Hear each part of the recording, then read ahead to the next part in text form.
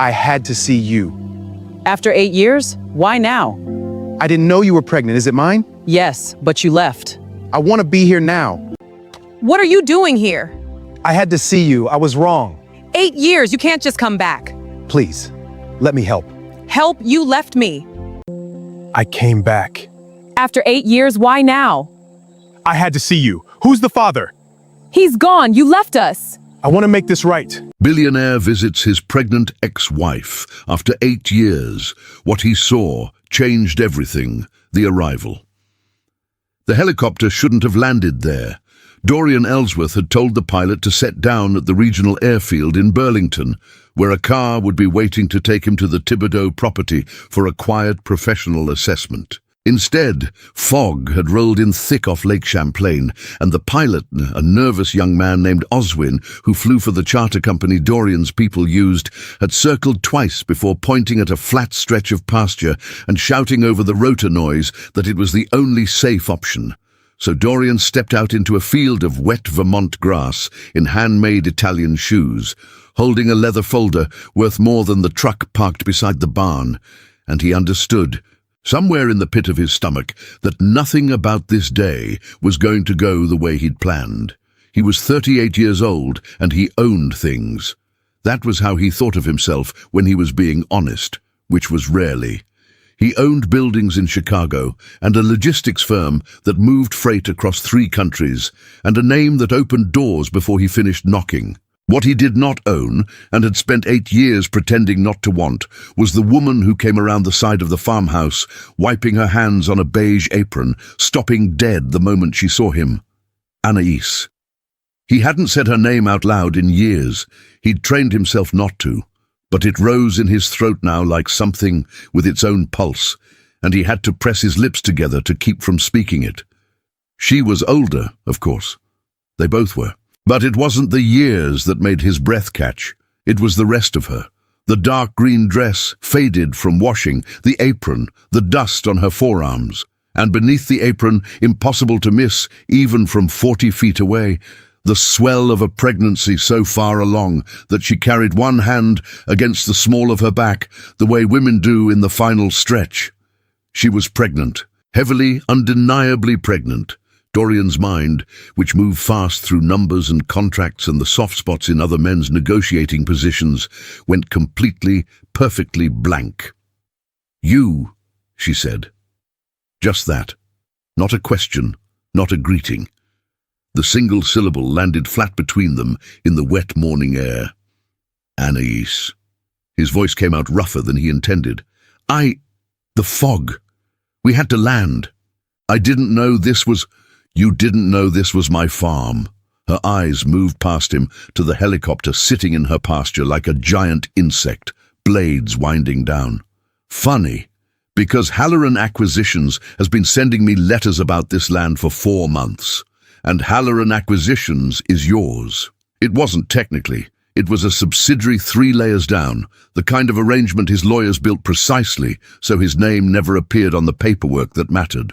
But she'd always been able to do that, to slice straight through the structure he hid behind and put her finger on the truth underneath. "It's a holding I have an interest in," he said carefully. She laughed. It was not a kind sound. An interest. Right. She turned and walked back toward the rows of staked tomato plants that ran in long green lines toward a weathered barn, and she crouched, slowly, carefully, one hand on her belly, and resumed picking ripe fruit into a wooden crate as though he weren't there at all. Dorian stood frozen for a long moment, then he did the math. He couldn't help it. It was reflex, the same reflex that had made him rich. 8 years since the divorce. He'd seen her exactly once in that time, 4 months ago, at a charity thing in Boston he'd attended, only because a board member had insisted, and she'd been there as the guest of someone, and they'd ended up in a hotel bar at 2 in the morning, saying things they'd both sworn for years they'd never say again, and then a night neither of them had spoken of since. A night he'd convinced himself meant nothing because the alternative, that it had meant everything, was unbearable. 4 months ago. He looked at her belly again, at the unmistakable size of it, and the blank space in his mind filled suddenly with a roaring he couldn't name. Anais! He crossed the field, ruining his shoes in the mud, until he stood at the edge of her tomato row. How far along are you? She didn't look up. That's none of your business, Dorian. How far along? Go home. Her hands kept moving, plucking, sorting. Go back to Chicago and your towers and your subsidiaries and leave me alone. I sold you nothing. I'm selling you nothing.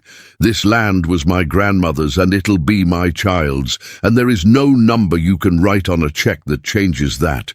My child's, not our. Of course not our. She had no reason in the world to give him that word, but the timeline sat in his chest like a stone, and he could not let it go. I need you to tell me when this baby is due, he said quietly. Please. I'm not asking about the land. I swear to you, I'm not asking about the land. Something in his voice, maybe the please, a word she'd rarely heard from him in the years they were married, made her go still. She stayed crouched among the tomatoes, her back to him, her shoulders rising and falling. Why? She said finally. Not a question, a warning. Because I think... He stopped, started again. Because if you're as far along as you look, then 4 months ago in Boston wasn't... Don't! She rose, fast for a woman her size, and turned to face him with a fury that made him step back. Her dark eyes were bright with something that wasn't quite anger. Don't you dare stand in my grandmother's field and do arithmetic at me. You lost the right to count anything of mine 8 years ago. Is it mine? The words were out before he could stop them, blunt and graceless and shaking. For a long moment she said nothing. The wind moved through the tomato stakes. Somewhere behind the barn, a horse snorted and stamped. A red-tailed hawk turned slow circles over the green hills that rolled away east toward the mountains, and the whole bright valley seemed to hold its breath along with him. You should go, Anais said. Her voice had changed, quieter, more careful, and that frightened him more than the fury had. The fog's lifting. Your pilot can take you out of here in 20 minutes, and you can forget you ever landed. Anais, I mean it, Dorian. She pressed both hands to the underside of her belly, and for just an instant her composure cracked, and he saw underneath it something exhausted and afraid. I have spent 8 years building a life that doesn't have you in it. I have a farm that's barely surviving, and a baby coming, and people who depend on me, and I cannot let you walk back in and blow it all apart again. Not again. I won't survive it again. Not again. Not the divorce again. Not the night his mother had sat across from her in that Chicago penthouse with a folder of papers and a voice like a closing door. He didn't know that part yet. He didn't know about the folder, or the forged letter inside it, or the thing Anais had carried alone through the worst winter of her life 8 years ago, while he stewed in his offices 3,000 miles from the truth. He didn't know any of it, but he was about to start finding out. Just answer me one question, he said. One. And then, if you tell me to leave, I'll leave. I'll never set foot on this land again. Halloran will withdraw every offer. You'll never hear my name. I promise you. She studied him with the wariness of a woman who'd learned the hard way what his promises were worth. One question, she said. When is the baby due? Anais Thibodeau looked at him across the rows of her grandmother's tomatoes in the bright, clean Vermont light, with the hawk turning overhead and the mud cooling around his ruined shoes, and he watched her decide something. Watched some last wall inside her give way to a weariness too old to keep fighting. December, she said. The baby's due in December. December.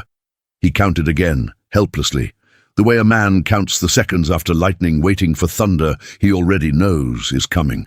4 months ago had been the end of March. The numbers locked into place, and the ground seemed to tilt beneath him. And Dorian Ellsworth, who owned buildings and freight and a name that opened doors, reached out and gripped a tomato stake to keep from falling. Anais, he whispered, why didn't you tell me? And from the direction of the barn, a man's voice called out, sharp and territorial, Annie, everything all right out there? A tall figure stepped from the barn's shadow, broad-shouldered, sun-browned, a pitchfork in one hand, and a look on his face that said he knew exactly who Dorian was, and exactly how unwelcome. Anaïs's eyes flicked toward the man, then back to Dorian, and something flickered across her face that he couldn't read. "Go inside, Caspian," she called. "I'll be there in a minute." But Caspian didn't move, and neither did Dorian, and the December baby turned just then, beneath its mother's hands, as if it too had decided that nothing about this day would go the way anyone had planned. The 8-year wound. 8 years earlier, the city of Chicago had been buried under a February snow so deep the lake froze in sheets, and Anaïs Thibodeau had stood at the floor-to-ceiling windows of a penthouse she'd never felt she belonged in, watching the storm and waiting for a husband who didn't come home. She'd been 26 then, newly married, 18 months into a life that had swept her up out of a community garden in the South Side, where Dorian had first seen her, of all places, photographing produce for a co-op brochure, and deposited her into a world of charity galas and prenuptial clauses, and a mother-in-law who smiled the way a knife smiles, Camille Ellsworth. Even now, 8 years and 1,000 miles away, the name made something cold move through Anaïs.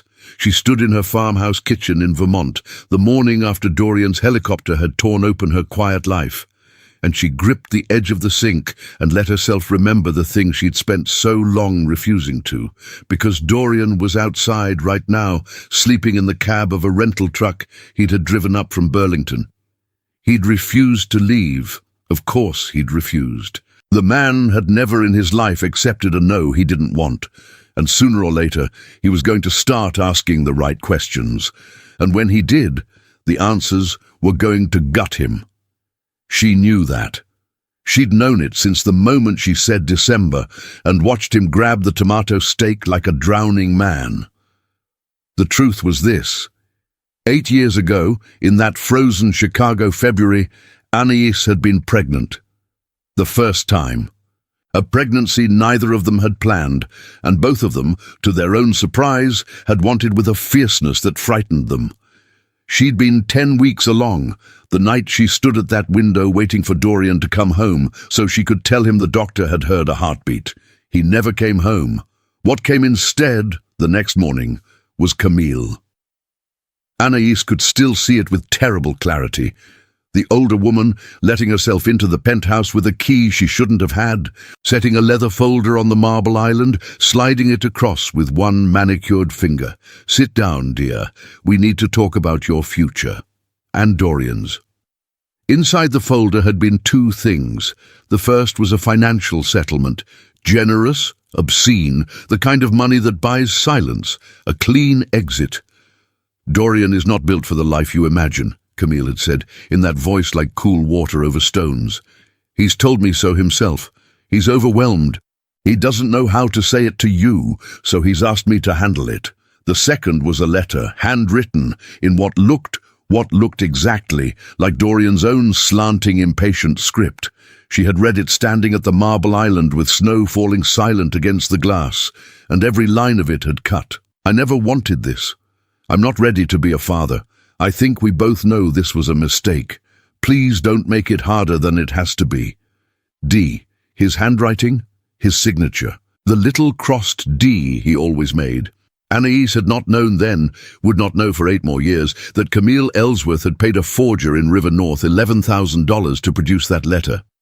That Dorian had written no such thing, felt no such thing, and had in fact spent that very night locked in a board fight in Singapore, 14 time zones away, his phone dead in a conference room, utterly unaware that his marriage was being dismantled on a kitchen island back home.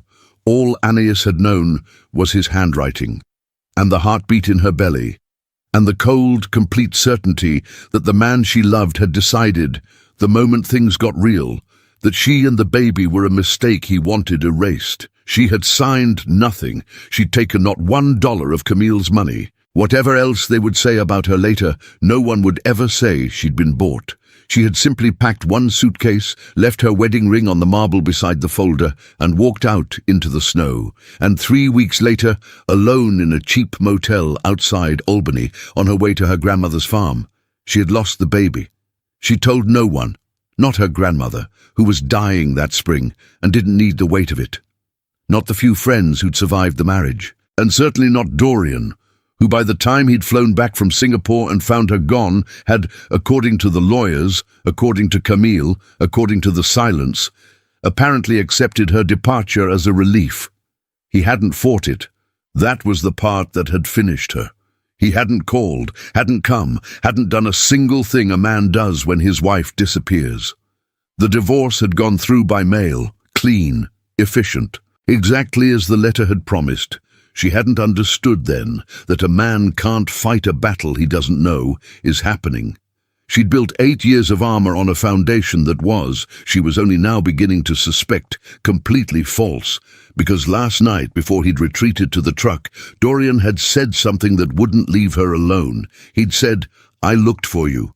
For 2 years, Anais, I had people looking. You vanished. I thought you hated me so much. You'd rather disappear than tell me why." And the way he'd said it, the rawness of it, the old grief still alive in it after 8 years, did not sound like a man who'd written, "I never wanted this."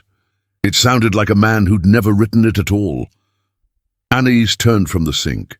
Through the kitchen window, she could see the truck in the gravel drive, and Dorian's dark shape inside it, awake now, watching the farmhouse with the patience of a man who decided to lay siege to his own past. She pressed a hand to her belly, where the December baby, this baby, the one she'd sworn would never know its father, the one conceived in a Boston hotel room in a moment of weakness she'd promised herself meant nothing, shifted and settled.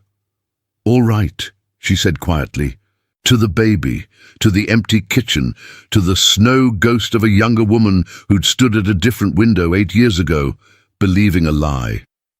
"All right. We'll find out the truth. All of it." She didn't know yet how close the truth was, or who would bring it to light. She didn't know that 200 miles south, in a Connecticut estate, Camille Ellsworth kept an old leather folder in a wall, safe behind a Rothko, kept it not out of sentiment, but out of the careful instinct of a woman who never destroyed evidence she might one day need as leverage.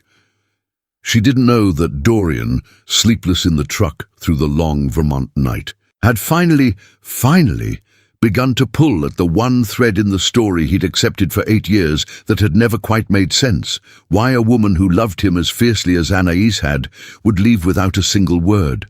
And she didn't know that the tall farmhand watching all of this from the barn, Caspian, who'd appeared on her farm 14 months ago with good references and a quiet manner, and a willingness to work for less than the job was worth, had taken a phone call at dawn, stepped behind the equipment shed where he thought no one could hear, and said into the phone, low and urgent, "He's here. Ellsworth himself. No, I don't think he knows about the land yet. Looks personal. Real personal. Yeah, I'll keep you posted. Just make sure my cut doesn't change." Anais poured 2 cups of coffee.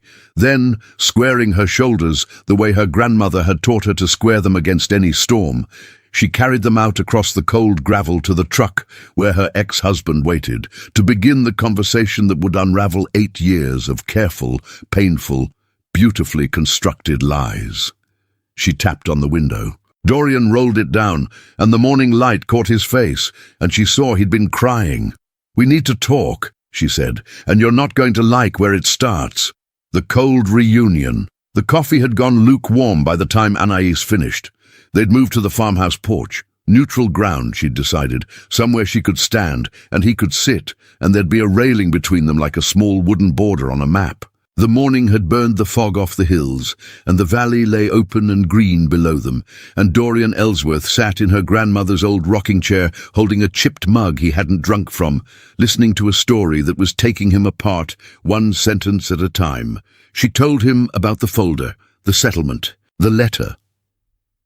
When she got to the letter, to the words "I never wanted this," to the crossed D she'd recognized as his own hand, Dorian set the mug down on the porch boards very slowly, as if any sudden movement might shatter something, and said in a voice she'd never heard from him in all the years she'd known him, "I never wrote that. I know your handwriting, Dorian. I was in Singapore." He looked up at her, and his eyes were wrecked. February 8th through the 14th, 8 years ago. The Hartwell merger. My phone died in a conference room and the hotel system was down for 2 days. There was a typhoon warning. Half the city lost power. I came home on the 15th and you were gone. The penthouse was empty. Your ring was on the counter. His hands had started to shake. There was no letter, Anais. There was no folder. I never saw any of it. I came home to an empty apartment and a wedding ring, and 8 years of trying to understand what I did. The world tilted under her, the same way it had tilted under him in the tomato field. "That's not possible," she whispered.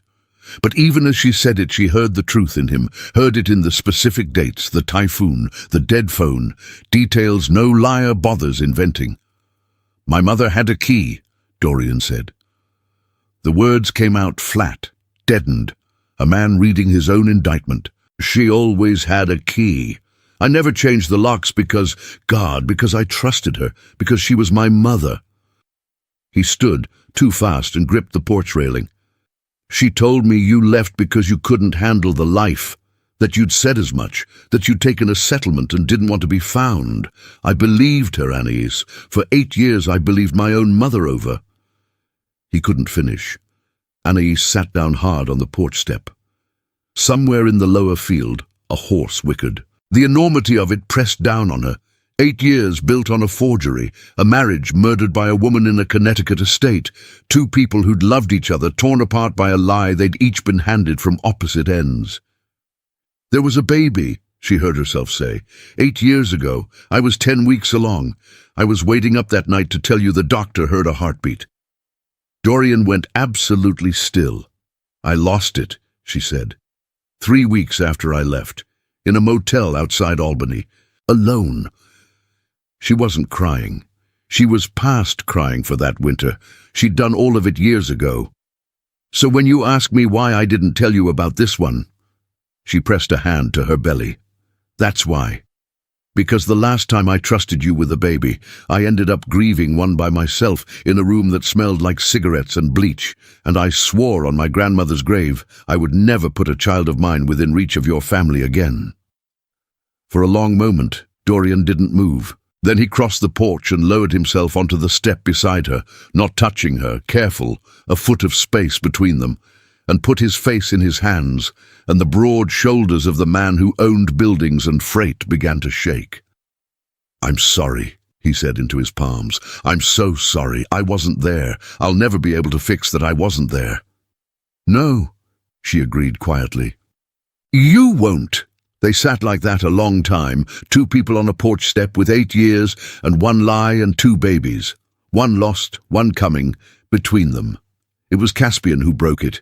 He came up from the lower barn with a coil of fence wire over one shoulder, and he stopped at the bottom of the porch steps, and his eyes moved between the 2 of them, Anaïs's red-rimmed eyes, Dorian's wet face, with an expression that tried to be concern and landed somewhere nearer calculation. "Annie, the vet's coming at noon for the mare, and the back fence is down again where the elm came through." A pause. "You want me to handle it, or you got company all day?" There was an edge under the politeness, a staking of territory, and Dorian, even gutted, even drowning, caught it. He lifted his head and looked at the farmhand properly for the first time, and something in him sharpened. "I'll handle the fence," Anais said, starting to rise. "You will not," both men said at once. They looked at each other. The air between them changed. "She's 8 months pregnant," Dorian said. "She's not stringing fence wire." "With respect," Caspian said, in a tone that held none. "You flew in this morning. I've been running this place 14 months. I know what she can and can't do." "Both of you stop it!" Anais snapped, and the sharpness in her voice cut clean through whatever was building. She stood, slowly, one hand on the railing, and faced them down like a woman who'd spent 8 years being the only adult in every room she entered. "Caspian, do the fence. Dorian—" She hesitated, and he saw the cost of what she said next written all over her. "Stay. For now. We're not done talking. But understand me. You are a guest. On my land, by my permission. The second that stops being true, you're gone, helicopter or no helicopter. Are we clear?" "We're clear," Dorian said. Caspian held his gaze a beat too long, then shouldered the wire and walked off toward the back fence, and Dorian watched him go with the particular attention of a man who'd built a fortune reading other men. "How long has he worked for you?" he asked. 14 months. Why? Where'd he come from? References. Good ones. He's a hard worker, Dorian, and he's never once... Did you check the references yourself, or did he hand them to you? Anais opened her mouth, then closed it, because the honest answer was that Caspian had arrived in a lean season with a thick envelope of letters and a willingness to work cheap, and she'd been drowning in farm debt and grief and the early exhaustion of a new pregnancy she hadn't planned, and she had not, in fact, picked up a phone to verify a single one. "You think too much like a businessman," she said instead.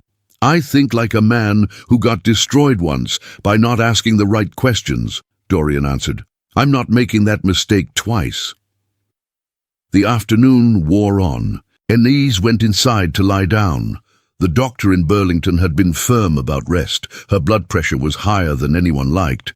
And Dorian, restless, walked the perimeter of the farm, pretending to take in the scenery while actually cataloguing everything. The failing fence, the barn roof that needed work, the second mortgage notices he could see stacked on the kitchen counter through the window, the precise, deliberate way Caspian's truck was always parked nose out, ready to leave fast. He was on the phone with his assistant in Chicago, quietly behind the equipment shed, asking her to run a discreet background check on a Caspian whose last name Anais had given him at lunch, when he heard it. A cry from inside the farmhouse, then a crash. Dorian dropped the phone and ran. He hit the kitchen door at a sprint and found Anais on the floor beside the overturned step stool she'd climbed 8 months pregnant, to reach the high shelf where she kept her grandmother's good teapot, because she'd be damned if she'd be made to feel like an invalid in her own house. One hand braced against the cabinet, her face grey, the other hand pressed hard and low against the underside of her belly. "Anais, it's too early," she gasped. "Dorian, it's too early. It's only 33 weeks. It's not supposed to..." And then her face crumpled in a way that had nothing to do with the fall and everything to do with the tightening she could feel rolling through her, low and deep and unmistakable, and a thin line of fear entered her voice that he had never heard there in all the years he'd known her. "The baby," she whispered. "Dorian, something's wrong." The hospital. There was no time for the helicopter. Dorian got her into the rental truck because it was the closest vehicle with a passenger seat that reclined, and he drove the 22 miles to the medical center in Burlington faster than the winding county roads had any right to allow, one hand on the wheel and one hand gripping hers. And Anais breathed through the tightenings the way the books had told her to, and tried, between them, not to let him see how frightened she was. "Talk to me," she said at one point, mostly to keep herself from spiraling. "Say something, anything. Just don't be quiet." So Dorian talked. He told her about Chicago, about the years she'd missed, about the way he'd thrown himself into work, because work was the only thing that didn't ask him why his wife had left. He told her he'd kept her photograph in a drawer he never opened, and opened it anyway, some nights, more nights than he'd ever admit. He talked the whole 22 miles, his voice steady even when his hands weren't. And somewhere in the middle of it, Anais realized she was holding on to his words the way she was holding on to his hand. Because they were the only two solid things in a world that had started very suddenly to come apart. They took her straight back. A flurry of scrubs and questions and a monitor strapped across her belly, and Dorian left standing in a corridor that smelled of antiseptic, useless in a way that money had never once made him feel. He called no one. There was no one to call. That fact landed on him hard, there in the fluorescent hallway, that the most important person in his life was behind a door he wasn't allowed through, and the entire vast machinery of his wealth and influence could do exactly nothing about it. A nurse came out eventually, young, kind-faced, a clipboard in her hands. "Are you the father?" Dorian opened his mouth. The honest answer was complicated. Was 8 years, and a forged letter and a hotel bar in Boston, and a question Anais had never quite answered in the tomato field. "Is it mine?" he'd asked. She'd told him December and let him do the math, but she'd never actually said the word. He started. "He's with me," came Anaïs's voice, weak but clear from beyond the door. "Let him in." The nurse held the door. Dorian went through.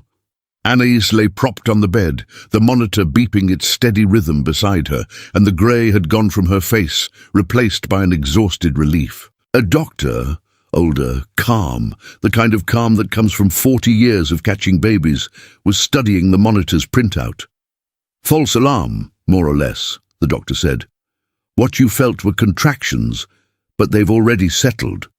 The fall gave us a scare, and gave you a scare, which is half of what brought them on. Baby's heart rate is strong, steady. This little one is fine." He looked at Anaïs over his glasses. "But your blood pressure is too high, and you've been doing too much, and I want to be very direct with you, because I don't think anyone else has been. If you keep climbing step stools and stringing fence at 33 weeks, the next set of contractions might not settle. Do you understand me?" "I understand," Anaïs said quietly. "You need rest, real rest, and you need people around you who'll make sure you get it." The doctor's eyes moved briefly to Dorian. "Now, I've got the chart here, due dates confirmed for the 3rd week of December based on the dating ultrasound, which puts conception right around the end of March. Does that match what you've—" "It matches," Anaïs said, fast. But the doctor, harmless and thorough, was already flipping a page on the clipboard, already moving on to the next bit of administrative business with the half-attention of a man who'd said this same sentence 10,000 times. "Good, good. And we'll just confirm for the file. Father's name listed here as Dorian Ellsworth, that's correct. You'll want to update the emergency contacts before you—" The room went very quiet. Dorian turned to look at Anaïs. She had gone still against the pillows, and he understood all at once what the doctor had just said, without meaning to say anything at all, that somewhere in the intake paperwork, in a moment of crisis with a clipboard pushed at her and a pen in her hand, Anaïs Thibodeau had written his name in the blank that asked for the father's, not Caspian's, not unknown, not a blank line left empty. His. "You're listed as the father," the doctor said, to Dorian now, mild and oblivious, tapping the line on the chart. "Sir, you're the father. Did you want to be added to the contact list, or—" "Yes," Dorian said. His voice cracked clean down the middle on the single syllable. "Yes, add me to everything." The doctor, sensing finally that he'd wandered into the middle of something he didn't understand, nodded and excused himself and stepped out, and the door swung shut. And Dorian and Anaïs were alone with the steady beep of their child's heartbeat filling the silence between them. "You wrote my name," he said. Anaïs looked at the ceiling. 2 tears slid down toward her ears. "It's the truth," she said. "Whatever else is true, that one's true. I didn't plan to tell you. I planned to raise this baby alone and let you go back to your towers and never know. But they handed me the form, and they asked who the father was. And I—" Her voice broke. "I couldn't write a lie. Not on that. Not on the one piece of paper that's about her." "Her." Dorian crossed the room. He took Anaïs's hand, really took it this time, both of his around it, the way he hadn't let himself in the truck. "It's a girl?" "It's a girl." A wet, helpless laugh escaped her. "I wasn't going to tell you that either." He brought her hand to his mouth and held it there, his eyes shut, and when he could speak again, his voice was a wreck. "I missed the first one, the one in the motel. I wasn't there, and I'll carry that the rest of my life. But I'm here for this one, Anaïs. I'm here right now, and I am not going anywhere, not back to Chicago, not to any tower, nowhere. That isn't wherever you and this little girl are. Do you hear me? My mother stole 8 years from us with a lie. I'm not giving her one more day." Anaïs looked at him for a long, long moment, at the man weeping over her hand in a hospital room, at the father of the daughter coming in December, at the husband she'd grieved as a coward who had, it turned out, never betrayed her at all.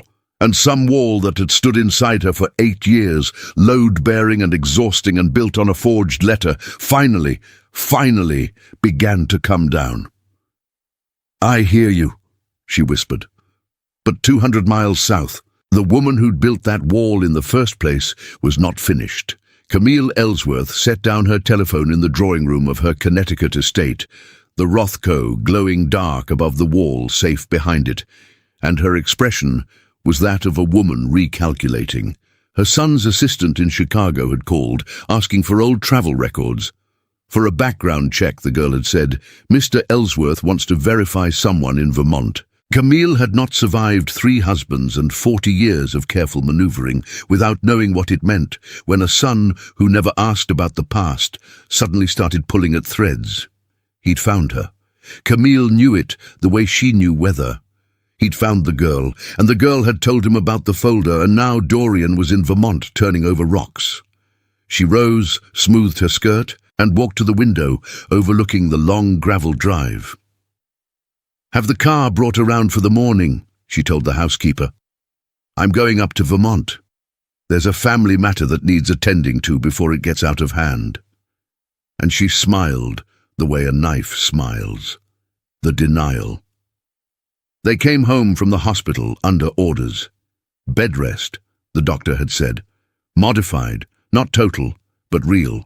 No fences, no step stools, no 22-mile drives unless someone else held the wheel. And Anais, who had spent 8 years being the only person she could rely on, found herself in the strange, unbearable position of being told to lean on someone and not knowing how.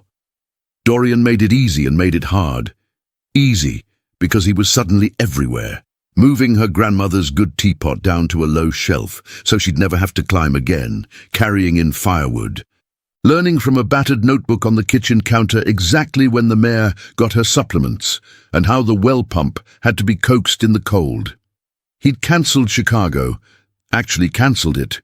She'd heard him on the phone with his board, his voice flat and final. I'm in Vermont indefinitely. Run it without me or don't run it, I don't care which. This from a man whose entire identity she'd once believed was the company. Hard, because every kind thing he did was a brick pulled out of the wall she'd spent 8 years building, and she did not trust the ground underneath. You'll leave, she told him, the second night when he brought her tea she hadn't asked for and sat at the foot of the bed like he belonged there. Not now. Now it's all guilt and adrenaline and a heartbeat on a monitor. But the baby will come, and the weather will turn, and one morning you'll wake up in a drafty farmhouse 2 hours from the nearest decent restaurant and remember you own half of Chicago, and you'll go, and I'll have let her get used to you. That's the part I can't allow, Dorian. I can survive you leaving. She shouldn't have to learn how. Dorian set the tea down. 8 years ago, I came home to an empty penthouse, and I didn't leave Chicago for a decade, because I thought if I stayed in one place, you might come back to it. That's not a man who leaves, Anais. That's a man who waits in the wrong house for 10 years, because he doesn't know any better. That was before you knew the truth. The truth is easier to be noble about when it's fresh. Then test me. He said it simply. Don't trust me yet. I haven't earned it. Just let me stay long enough to earn it, and if I don't, if I ever once do the thing you're so sure I'll do, then you'll have been right, and you can tell our daughter her mother was right about everything, and I'll deserve it. He stood. But I think you're going to be wrong. I think it's going to terrify you how wrong you're going to be. She didn't answer. But she didn't tell him to go either, and they both knew that meant something. The wrongness, when it came, did not come from Dorian. It came up the gravel drive the next morning in a black town car with Connecticut plates, and Anais saw it from the bedroom window and felt 8 years collapse to nothing in the space of a single breath. Dorian! Her voice came out strange. Your mother is here. She watched him go very still at the kitchen doorway. Watch the kind, exhausted, hopeful man of the last 3 days harden into something she'd never seen in him, something cold and load-bearing and very, very angry. Stay upstairs, he said. This is my house. I know it is, and I'm asking you, please, to let me meet her first. 3 days ago you didn't know whether I'd written that letter. You deserve to watch me prove whose side I'm on. He was already moving toward the door. "Stay at the top of the stairs if you want. Hear all of it. But let me stand between you and her. Just this once. Let me be the thing that stands in front of you." So she stood at the top of the stairs, one hand on the banister and one on her belly, and she listened. Camille Ellsworth came through the farmhouse door without knocking, the way she'd come through the penthouse door 8 years before. And she surveyed the worn furniture and the wood stove and the second mortgage notices on the counter with a single sweeping glance that priced everything and valued none of it. "Darling," she said to Dorian, lifting a powdered cheek, "what a journey. You couldn't have chosen somewhere with a paved road." Dorian did not kiss her cheek. "Why are you here, Mother?" "Because my son has gone dark and started running background checks and cancelled an indefinite amount of business to play farmhand in the mountains, and a mother worries." She set her handbag on the kitchen table. "I'm here to bring you back to your life before you embarrass yourself. This," a flick of the wrist at the whole farm, the whole valley, the woman she knew was listening upstairs, "is a fantasy, a guilt fantasy. You always did have a savior streak. It's not love, Dorian, it's penance, and penance burns out." "I know about the letter," Dorian said. The room changed. To her enormous credit, or her enormous guilt, Camille did not pretend not to understand. She simply went still, the way a cat goes still, recalculating. "I know you forged it," he went on, his voice terribly even. "I know you let yourself into my home while I was in Singapore, and you sat my pregnant wife down with a fake settlement and a fake letter in my hand, and you drove her out of my life. I know she lost the baby 3 weeks later alone in a motel because of you. And I know that for 8 years you let me believe she left because she was weak, when the truth is she left because she loved me too much to fight a man she thought didn't want her." He took a step closer. "Did I leave anything out?" For a long moment Camille said nothing, then terribly she smiled. "I did it because I was right," she said. "Look at this place, Dorian. Look at what she is. A farm girl with dirt under her nails and a mortgage she can't pay. I gave you 8 years to build something real instead of throwing yourself away on a co-op brochure photographer, and you built an empire, and you're welcome." She lifted her chin. "And now there's a child, I assume. That's what this is. Well, children can be provided for from a distance. I'll have the lawyers draft something generous. She'll never have to climb a step stool again."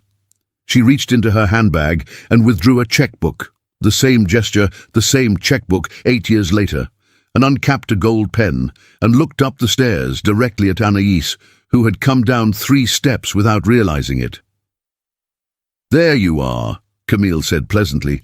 "Let's not pretend you weren't listening. You took nothing last time. Very principled, very dramatic. I respected it in a way. But you're older now and tireder, and you have a baby coming and a farm drowning in debt." The pen hovered. "So let's both be adults. Name a number, make it large, and give my son back his life." The farmhouse was dead silent, except for the tick of the wood stove, and Anais Thibodeau, 8 months pregnant, one hand on her grandmother's banister, looked at the checkbook. And then at Dorian, standing between her and his mother exactly as he'd promised, and she opened her mouth to answer. The betrayal resurfaces. "Put the checkbook away, Camille." Anais came down the last 3 stairs slowly, her hand never leaving the banister, and she crossed the kitchen to stand beside Dorian, not behind him, beside him, and she looked the older woman dead in the eye. "You couldn't buy me at 26 when I had nothing," she said. "You're certainly not buying me now that I know what you are. You stole 8 years and a baby from 2 people who loved each other. There's no number for that. There's no check that covers it, and you will not write your granddaughter's name in the same breath as a dollar amount. Not in my grandmother's house." Camille's pleasant mask slipped just at the edges. "You sentimental little—" "Get out," Dorian said. "Dorian, get out of her house, Mother. Get in your car and understand that the next conversation we have will be through attorneys, because I'm going to spend whatever it takes to find out exactly who you paid to forge that letter. And when I do, that's not just a family matter anymore. That's a felony." He opened the door. The cold valley air poured in. "You taught me how to win, I'll give you that. You're about to find out how well I learned." For one suspended moment, Camille Ellsworth looked at her son as though seeing a stranger. Then she capped the gold pen, returned the checkbook to her handbag with a steadiness that was almost admirable, and walked out into the grey morning without another word. The town car crunched away down the gravel drive and was gone. Anais let out a breath she felt like she'd been holding for 8 years. "You stood in front of me," she said quietly. "I told you I would." She turned to him, and something in her face had finally, fully changed. The wariness gone or going, replaced by something raw and frightened and real. "I believe you," she said. "God help me. After everything." "I believe you." He reached for her, careful, and she let him, and for the first time in 8 years, Dorian Ellsworth held his wife. Ex-wife, the word meant nothing now. In a warm farmhouse kitchen, while their daughter turned between them, and the wood stove ticked, and outside, the first hard flakes of an early Vermont winter began to fall. It should have been the end of the storm. It was the eye of it. The thing about Caspian was that he'd been watching the town car too. He'd watched it come up the drive from the back fence, and watched it leave. And something about the timing of it, the rich mother arriving the same week the rich husband started running background checks, had spooked him badly enough that he made a phone call he shouldn't have made from a place he thought was safe. He was wrong about the place. Dorian had spent 3 days quietly learning the farm, and one of the things he'd learned was that the old baby monitor Anais kept clipped to her belt for when she was in the barn picked up, on its second channel, every word spoken near the equipment shed where the receiver sat charging. He hadn't meant to use it. He'd been reaching for his coffee on the shed workbench that afternoon, hunting the source of a rattle in the well pump, when the monitor crackled to life with Caspian's voice 15 feet away on the other side of the wall. "Don't care what the timeline was, the survey's the only thing that matters." "No. Listen to me." Alaran walked. "But my guy at Brookmore Development still wants the parcel, and the only thing standing in the way is her clean title." "Yeah. The grandmother's will. There's a gap in it.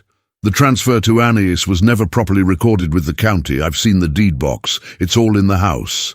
If Brookmore files a claim before she fixes it, she's tied up in court for 2 years, and she sells for pennies just to make it stop. My cut's 15% of the flip, same as we agreed. I'll get the deed box. She trusts me. She's about to have a baby. She's not watching the paperwork." Dorian stood frozen behind the shed wall, coffee cooling in his hand, and felt something very old and very cold come back to life in his chest. The part of him that had built an empire by knowing always exactly where the knife was coming from.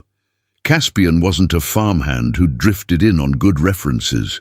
He was a plant, placed 14 months ago, before Boston, before the baby, before any of it, by a development company that wanted the land and had figured out the fastest way to it was a flaw in a dying woman's will and a trusted man inside the house. And the references Anais had never checked were forged. The irony of it nearly took his legs out from under him. A forged document had destroyed this family once. A second one had been quietly working to finish the job for 14 months. He didn't confront Caspian. Not yet. You don't tip your hand the moment you see the cards. Camille had taught him that, the one useful thing. Instead, he drove into Burlington that afternoon while Anais slept, and he sat down with the best property attorney in the county and a retainer large enough to make her cancel her other appointments. And within 3 hours, he had the truth in writing. The grandmother's transfer of the farm to Anais had indeed never been properly recorded. An honest clerical gap from a death during a hard winter 8 years ago.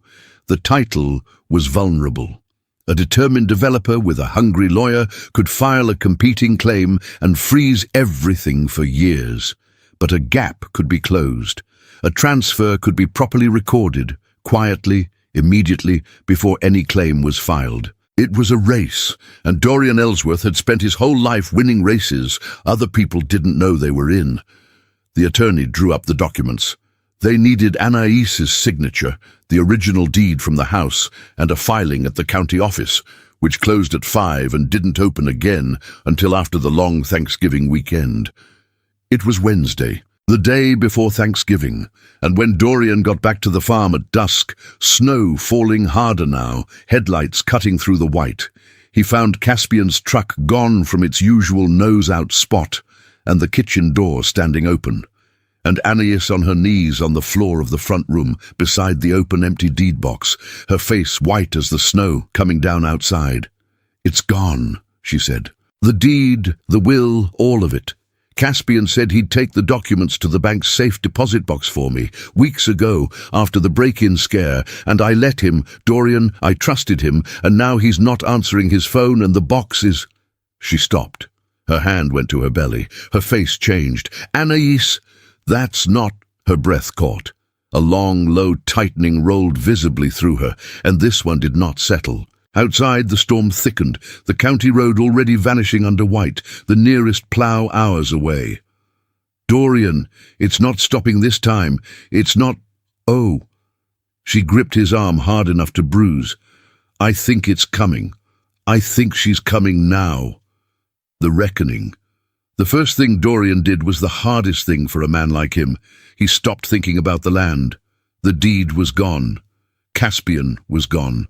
Brookmore Development was out there somewhere in the storm, holding the only documents that protected the only home Anais had ever felt safe in. And Dorian looked at his wife on her knees on the front room floor, gripping her belly, and he let all of it go. The land could be fought for later. The land was just land. "Okay," he said, kneeling, taking her face in both hands. "Okay. Look at me. The baby comes first. Everything else can burn. Do you understand me? Everything else can burn. We're getting you to Burlington." But Burlington was 22 miles away, and the county road outside had vanished under a foot of fresh snow, and when Dorian got the truck started and pulled to the end of the gravel drive, the headlights showed him the truth. A wall of white, the road unplowed and unfindable, drifts already cresting the fence line. He made it half a mile before the back wheels lost the road entirely, and the truck slewed sideways into a drift and stopped. He sat for 1 second with his hands on the wheel and his heart slamming. Then he called 911, and a dispatcher with a tired, steady voice told him what he already knew. The plows were 2 hours out, the medical transport couldn't run the county roads in this, and the nearest ambulance was on another call across the valley. "Get her warm. Get her safe. We'll talk you through it if it comes to that. People had babies in farmhouses for a long time before they had hospitals, sir. You're going to be all right." He carried Anais back inside through the snow. He built the fire up high. He found every clean towel and sheet in the house and the battered notebook where her grandmother had written everything down and tucked into the back of it. God bless that woman.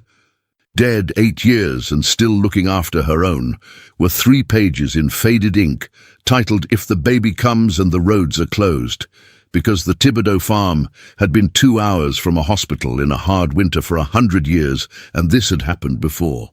"Your grandmother left us a map," Dorian said, showing her, and Anais laughed through a contraction, wet and disbelieving. Of course she did. She never trusted a road in her life.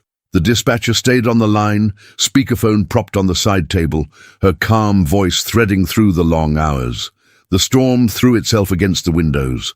The contractions came closer, and in the spaces between them, because there were spaces, long ones, and a laboring woman and a frightened man have to fill the time with something. They talked, really talked, the way they hadn't in 8 years, the way they hadn't even in the 3 days since he'd landed. "I have to tell you something about the deed," he said during one of the quiet stretches, mopping her forehead. "And you're going to be angry, and that's fair." She told him she already knew, not the details, but enough. She'd seen the empty box. She'd done her own math on Caspian. 14 months, she said bitterly. "He held my horses' heads when the vet came. He fixed my well pump. He sat at my table at Thanksgiving last year and ate my food. And the whole time he was a forged reference and a hungry developer's inside man," Dorian finished. "I know. I'm going to fix it, Anais. I swear to you on this baby's life, I am going to fix it, but not tonight. Tonight there's only one thing in the world I care about, and she's about to arrive. Anais looked at him in the firelight, sweat-soaked and exhausted, and 8 years passed believing in him. Say it again. There's only one thing in the world I care about. No. Another contraction was building. He could see it gathering in her face. The other part, the part about the land not mattering. Say it again so I believe a rich man actually said it. So he said it again, holding both her hands, the fire roaring and the storm screaming and the dispatcher's calm voice waiting on the line. It's just land, Anais. You're not. Our daughter's not. They can have every acre, and I'll buy you a new farm and a new mountain and a new valley to put it in. There is nothing on this earth I will not trade for the two of you. Everything else can burn. And Anais Thibodeau, who had grieved this man as a coward, who had built 8 years of armor on a forged letter, who had sworn on her grandmother's grave never to let him near a child of hers, looked at the father of her daughter through the haze of a contraction, and finally, fully, without reservation, let herself love him again. "Okay," she gasped, as the wave crested and her body bore down with a force that brooked no argument. "Okay, Dorian. It's time. It's really time," the dispatcher said when I feel like I have to. "Oh, I have to." "I've got you," he said, moving to where her grandmother's 3 pages told him to be, his hands steady now in a way they'd never been in any boardroom. "I've got you. I'm not in Singapore. I'm not 3 time zones away. I'm right here. Push when your body tells you. I've got her. I've got you both." The storm raged. The fire burned. The dispatcher counted, and somewhere out in the white night, 200 miles south and oblivious, Camille Ellsworth's town car sat snowbound at a closed interstate ramp, the woman who'd stolen the first baby unable to reach the birth of the second, while in a fire-lit farmhouse her son knelt on his grandmother-in-law's pine floor and prepared, with his own 2 hands, to catch his daughter.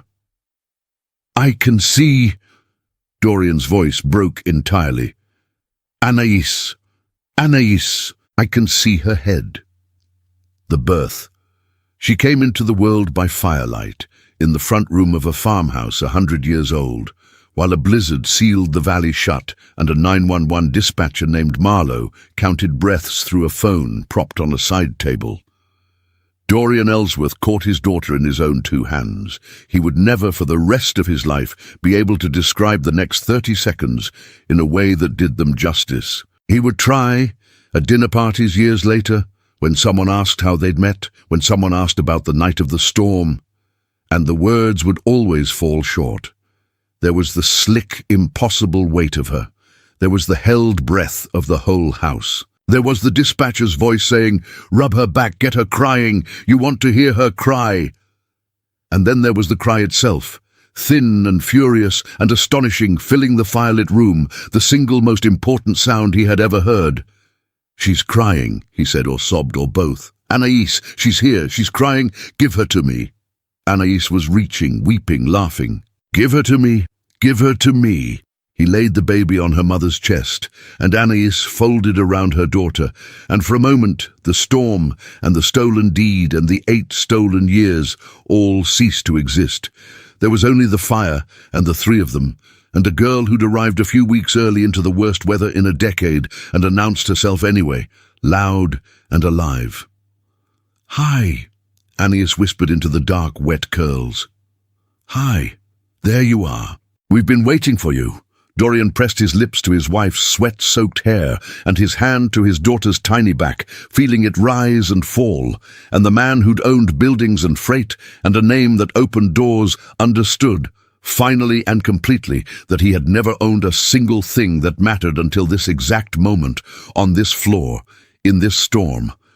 "Marlowe," he said hoarsely to the dispatcher. "She's here. She's breathing. They're both—" He looked at Anais, and the words died in his throat, because Anais had gone pale, not the exhausted pale of a woman who'd just given birth on a farmhouse floor. Something else. Something wrong. The color was draining out of her face the way water drains from a tipped glass, fast and complete, and her arms around the baby had gone loose, and when she looked up at Dorian, her eyes weren't quite focusing. "Dorian," she said, and her voice was very far away.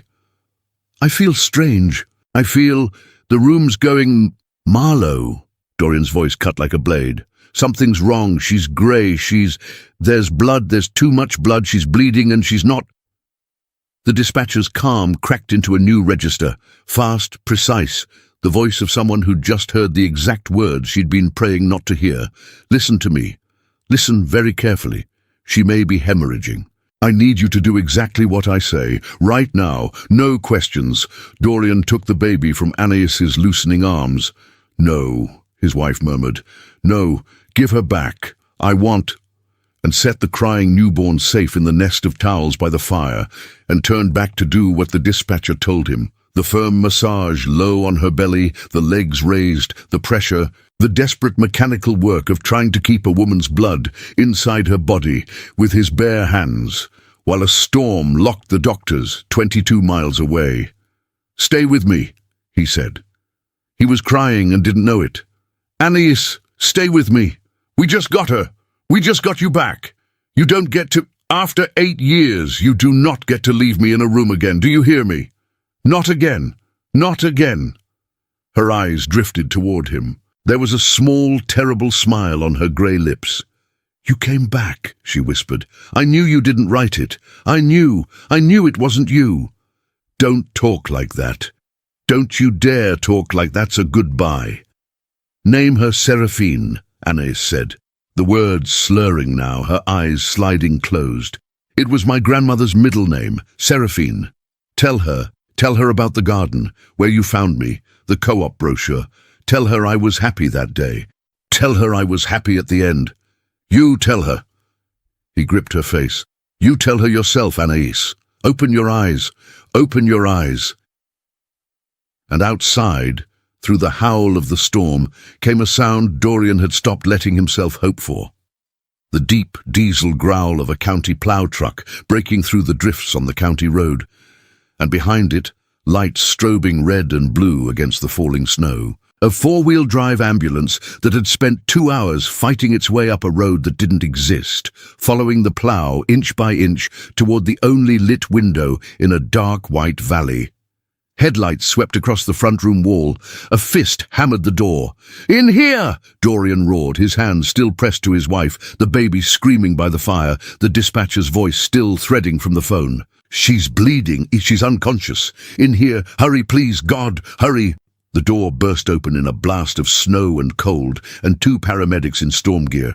And the last thing Dorian saw before they moved him aside and took over was Anais's face, slack and grey in the firelight, and his daughter's tiny fist beating the air, and 8 years of stolen time hanging in the balance of the next 60 seconds.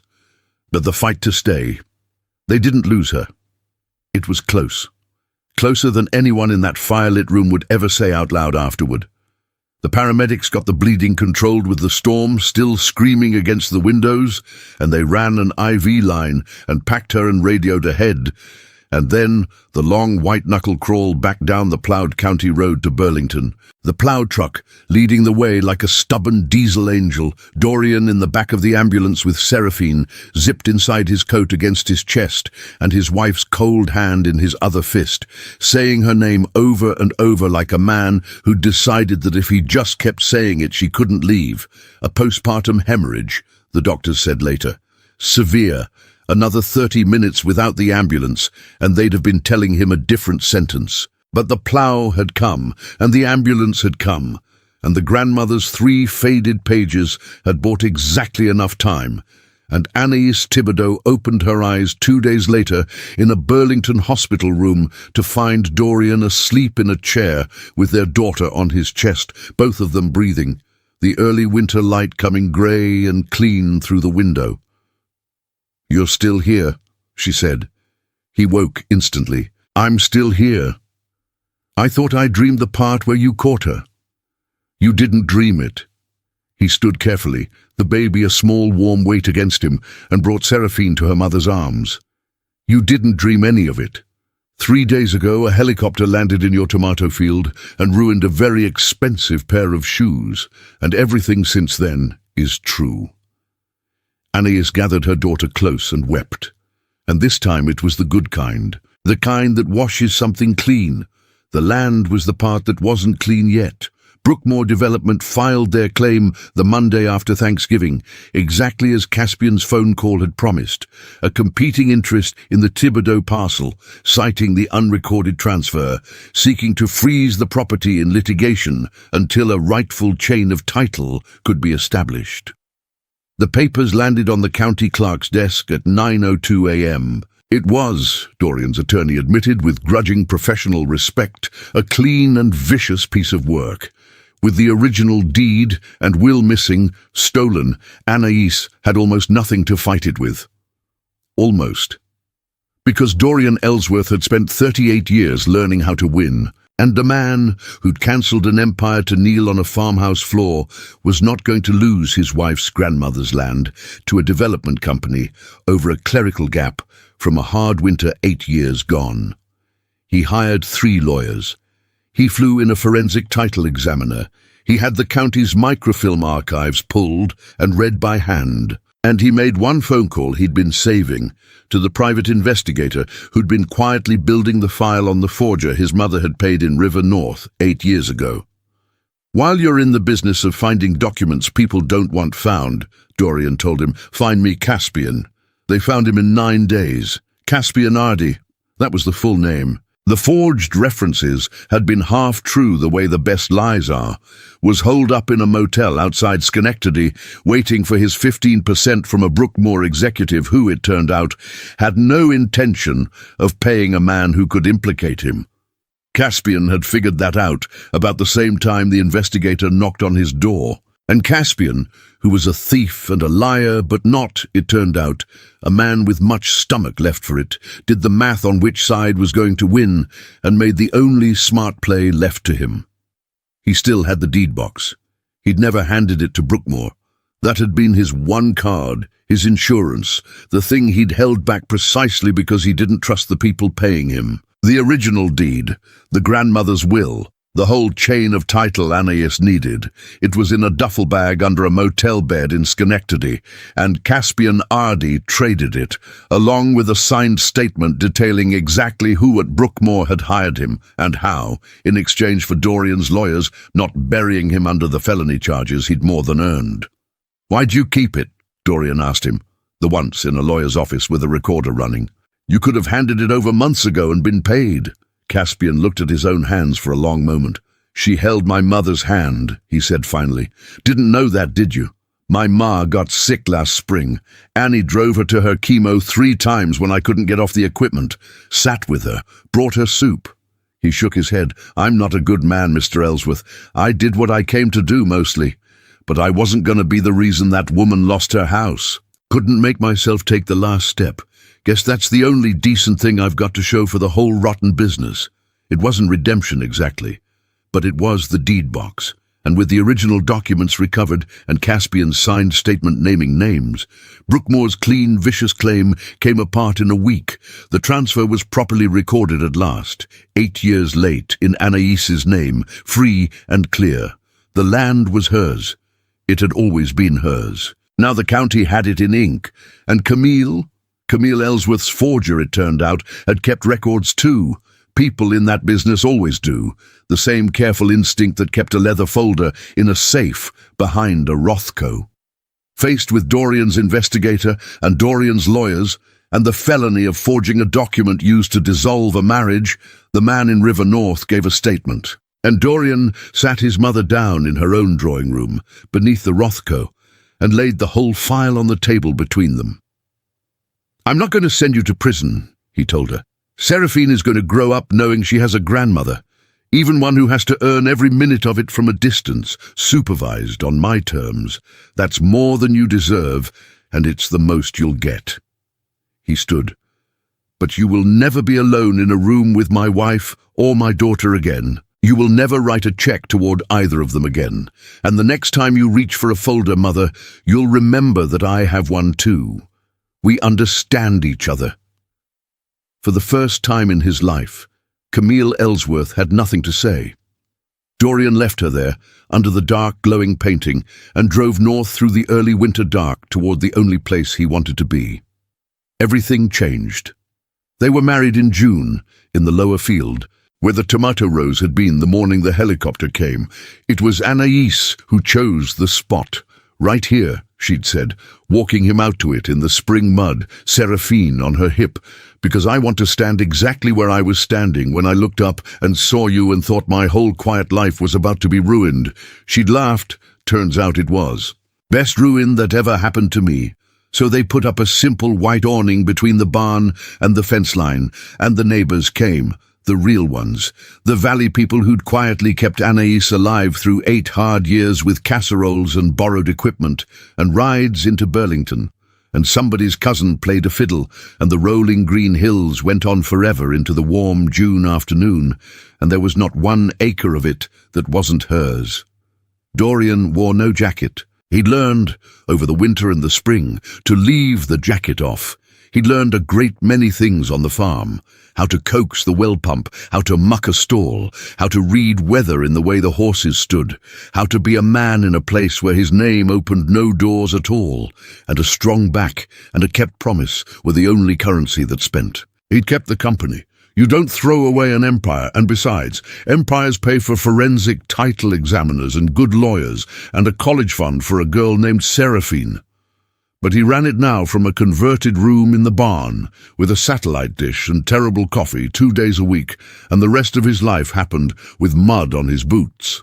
His board thought he'd lost his mind. Dorian thought he'd found it. Seraphine was 6 months old at the wedding, and already everyone agreed the loudest person in the valley, a furious, delighted, dark-curled force of nature who'd arrived in a blizzard and apparently decided to keep announcing herself at the same volume ever since. She rode through the whole ceremony on her father's arm, fist in his collar, and when the moment came for him to say his vows, he had to do it one-handed, and his voice broke twice, and nobody minded. 8 years ago I came home to an empty room, he said, and I spent all of them since believing a lie about why. I'm not going to talk about that lie today, because it doesn't get any more of our time. It took enough. He looked at Anais in her simple dress in the field where he'd first seen her again. Here's the truth instead. The truth is, I own things, buildings, freight, a name. And I would trade every last piece of it today, right now, for one more June afternoon in this field with the 2 of you. That's not a vow, that's just arithmetic. The same arithmetic I did standing in your tomatoes a year ago, except this time it comes out right. He swallowed. I almost lost you in a snowstorm with our daughter in my coat. I'm not going to waste a single day of whatever I've been given since. I promise you the boots and the bad coffee and the broken fences. I promise you I'll be in the room every time for the rest of it. I'll be in the room. Anais was crying and laughing, and so was half the valley. You ruined my quiet life, she told him when it was her turn. I did. Don't you ever unruin it. I won't. Caspian wasn't there, of course. But that spring, a battered envelope had come. Postmarked from out west somewhere, no return address. Inside was a money order, small, all the man could manage, made out toward the farm, and a single line on a torn piece of paper, for the chemo rides. We're square now. Tell the kids somebody she'll never meet was rooting for her. C.A. Anais had read it twice, and then tucked it into her grandmother's notebook, in the back, near the 3 faded pages about babies and closed roads, where the family kept the things that had saved them. Camille came once, in the fall, supervised and stiff and visibly uncertain what to do with a baby who shrieked with joy and yanked her pearls. She did not write a check. She held her granddaughter for 11 careful minutes under Dorian's watchful eye, and when she handed Seraphine back, there was something in the old woman's face that nobody could quite name, and nobody chose to. It wasn't forgiveness. The family didn't trade in that yet, and maybe never would. But it was a beginning of something, the smallest possible beginning, and Anais, who knew better than anyone what a stolen grandchild cost, decided that a supervised 11 minutes was a thing she could allow to exist. The valley turned through its seasons. The tomatoes came in heavy that first summer, and Dorian learned to can them badly, and then less badly. The mare foaled in the spring. The back fence got fixed properly by a contractor, and then, the next year, by Dorian's own hands, and it held. The second mortgage got paid off in a single afternoon and a single signature. And Anais cried about that too, standing in the kitchen with the satisfied notice in her hand, because there are some kinds of safety you stop believing you're allowed to have. And on a Thanksgiving night, a year after the storm, the roads clear this time, the ploughs idle, a fire going in the same front-room hearth where a dispatcher named Marlowe had once counted breaths down a phone line. Dorian Ellsworth sat on the floor with his back against the couch and his daughter asleep on his chest and his wife's head on his shoulder, and he watched the snow start to fall soft and harmless outside the window, and he thought about arithmetic. He'd spent his whole life adding things up: buildings, acres, quarters, wins. He'd had all of it the year before, and been a man asleep alone in a penthouse, waiting in the wrong house for someone who was never coming because of a lie he didn't know he'd been told. Now he had a drafty farmhouse 2 hours from a decent restaurant, a company he barely ran, a wife who'd grieved him for 8 years and chosen him anyway, a daughter who'd been born in a blizzard into his own 2 hands, and a porch he'd come, against every expectation of his entire life, to call home. The math came out the same every time he ran it now. It came out enough. It came out more than enough. It came out the way a thing comes out when you've finally, after 8 stolen years, stopped counting the wrong column. Seraphine stirred against his chest and didn't wake. Anaïs's breathing went slow and even on his shoulder. The fire ticked. The snow fell on the only acres in the world that mattered, every last one of them theirs, free and clear and recorded in ink at the county office down the road. A billionaire had visited his pregnant ex-wife after 8 years. What he saw had changed everything, and everything, it turned out, was exactly the right amount. 5 years later. Epilogue. The school bus stopped at the end of the gravel drive at 3:40 every weekday afternoon, and every weekday afternoon, a small, dark-curled tornado named Seraphine Ellsworth came tearing down the lane toward the farmhouse, backpack bouncing, announcing her arrival at the same volume she'd announced everything since the night she was born in a blizzard. "Daddy! Daddy!" I drew the farm. Dorian came down off the porch to catch her, the way he caught her every afternoon, and swung her up. She was 5 now, and getting heavy, and he refused to notice, and admired the crayon drawing she shoved into his face. A lopsided red barn, 4 legs that were apparently a horse, 2 big stick figures and 1 small one, and a yellow scribble overhead that she informed him was the sun. "Because it's never snowing in my pictures. I don't like the snow part of the story." "No," Dorian agreed, carrying her up the steps. "Neither do I, kiddo. The snow part's the scary part." She knew the story, not all of it, not the forged letter, not the stolen years, not the duffel bag under a motel bed, or the checkbook in a Connecticut drawing room. Those were for later, for a version of her who was older and could hold the weight of them. But she knew the shape that mattered, that a man had come up the lane one day in a flying machine, and her mama had been waiting, and she herself had arrived in a snowstorm into her daddy's own 2 hands, while a nice voice on the telephone counted. She made them tell it constantly. It was, as far as Seraphine was concerned, the only story worth telling, and she narrated her own version to the horses, the chickens, and any visitor who held still long enough. The farm had changed in 5 years, and hadn't. It was solvent now, more than solvent. The tomatoes had become a small, fierce local brand. There was a stand at the Burlington Farmers Market and a handshake deal with 2 restaurants and a website Anaïs ran badly and lovingly from the kitchen table. Dorian's company had thrived precisely because he'd stopped strangling it, run now by people he trusted, with him checking in by satellite from the barn office 2 mornings a week. They had money. They'd always have money. But the money lived quietly here, in fixed fences, and a new roof on the barn, and a college fund, and the simple, unremarkable safety of a woman who no longer flinched at the mail. Anaïs came out onto the porch, wiping her hands. A second pregnancy just beginning to show under her apron. This one, she told Dorian when the test came back, we do with a hospital and a paved road, and absolutely no helicopters, thank you. And she watched her husband and her daughter argue cheerfully about whether the crayon horse needed a tail. and she let herself feel the thing she still didn't entirely trust after all this time, that it had held, that he had stayed, that every single morning for 5 years she had woken up and he had been in the room, exactly as he'd promised, on a farmhouse floor with a storm screaming outside. "You're staring," Dorian said without looking up. "I'm allowed. I married you." "You did." He set Seraphine down to chase a chicken and crossed to his wife and put his hand on the new small curve of her, the way he hadn't been allowed to do the first time, the way he would never once take for granted. "Best ruin that ever happened to you. Don't get smug. I'm still deciding. You've been deciding for 5 years. It's a big decision." He laughed and kissed her, there on the porch in the late spring light, with the hills rolling green and endless behind them, and their daughter shrieking joyfully at a chicken who wanted nothing to do with her. Camille died that autumn. It was not dramatic, and there was no deathbed reconciliation, because life is not always a telenovela, and some wounds simply scar over without ever quite healing. She'd had her supervised hours over the years, a careful handful of them, twice yearly, always on Dorian's terms, and Seraphine knew her as a stiff, formal old woman who smelled of expensive powder and never quite knew what to do with a loud child.